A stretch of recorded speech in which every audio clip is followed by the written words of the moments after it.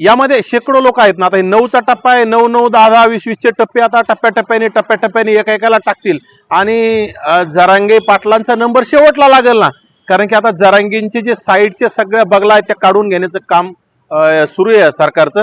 जरांगेच्या सगळ्या मुसक्या आवळणं, म्हणजे मुसक्या आवळणं काय असतंय, जरांगेला सपोर्ट करणारे सगळे उचलणे. कारण की जरांगेचं आंदोलन हे फक्त वाळू माफियांच्या जीवावर चालत होतं आणि जरांगेंना फिरायला सुद्धा गाड्या वाळू माफियांच्याच होत्या.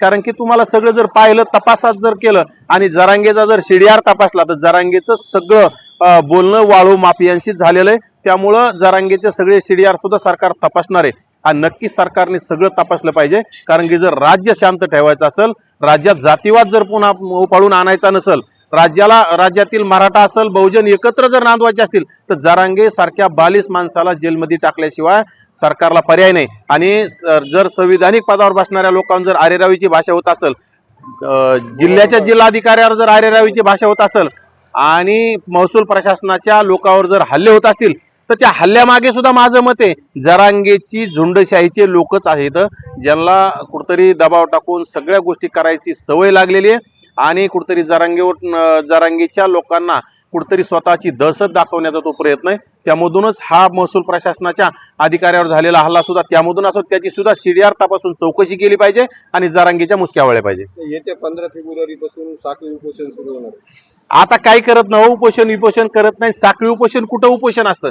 उपोषण खरं ओरिजिनल जरांगेत दम असेल ना तर जरांगेने पुन्हा आमरण उपोषण करावं आणि आमच्या त्या उपोषणाला जरांगेच्या शुभेच्छा आहेत. फक्त 2 दिवस करायचं, 2 दिवस घरी बसायचं, हे जरांगेने नौटंकी बंद करावी. मराठा समाजाची, भोळ्या भाबड्या गरीब मराठा समाजाची फसवणूक जरांगेने बंद करावी. कारण उपोषण करायचं असेल जरांगेला, जर खरंच मराठा समाजाला न्याय द्यायचा असेल तर जरांगेने कंटिन्यू आमरण उपोषण, जोपर्यंत मराठा समाजाला न्याय मिळत नाही तोपर्यंत, रक्ताच्या शेवटच्या थेंबापर्यंत जरांगेने उपोषण करून दाखव. तरच जरांगेला खरंच मराठा समाजाची कुठतरी कळकळ दिसून येईल.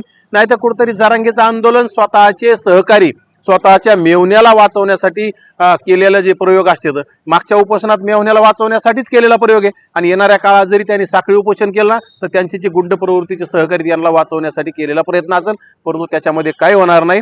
साखळी उपोषणाकडे प्रशासनाचं लक्ष लागणार नाही. कारण की प्रशासनाला माहिती आहे सकाळी पोटभर जेवण करून उपोषणाला बसणाऱ्या लोकांना काही होत नसतं, त्याला उपोषण म्हणत नाही. साखळी उपोषण महाराष्ट्रात अनेक जण करत असतात, त्याचा काही फायदा नसतो. ठळक घडामोडींसाठी देशोन्नती न्यूज चॅनलला सबस्क्राईब करा आणि बेल आयकॉन प्रेस करा.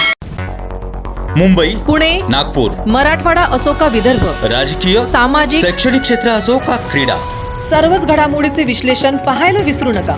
फक्त देशोन्नती न्यूजवर.